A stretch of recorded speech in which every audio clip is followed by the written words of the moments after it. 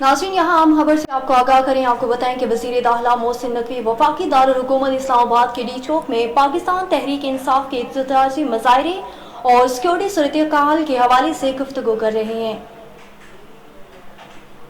तो वो होनी नहीं पूरी। अच्छा सर, ये मौलाना फजल रहमान साहब ने वज़ीर आला गंडापुर ने कहा है कि मैं जा रहा हूँ और वापसी का मेरे पास ऑप्शन नहीं है।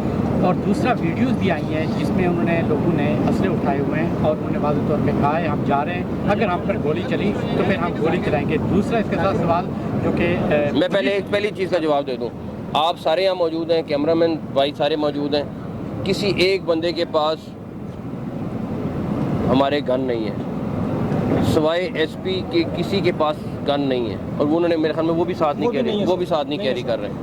हमारी एसओपी है, अगर फायर होगा तो हमें बड़ा क्लियर अंदाज़ा है कि और आपको सबको मैं चैलेंज कर रहा हूँ कि यहाँ पे जितना फोर्स खड़ी है आप मुझे बता देना किसी एक के पास भी गन हो। लेकिन आप वीडियोस में, तस्वीरों में बड़े आराम से देख सकते हैं कि वहाँ जो लोग आ रहे हैं उनके पास वेपन्स भी हैं, सब कुछ। जी नाज़रीन, यहाँ वज़ीर दाखिला मोहसिन नकवी वफाकी दारुल-हुकूमत इस्लामाबाद के डी चौक में पाकिस्तान तहरीक इंसाफ के इख्तिजाजी मुजाहरे और सिक्योरिटी सूरत-ए-हाल के हवाले से गुफ्तगू कर रहे थे।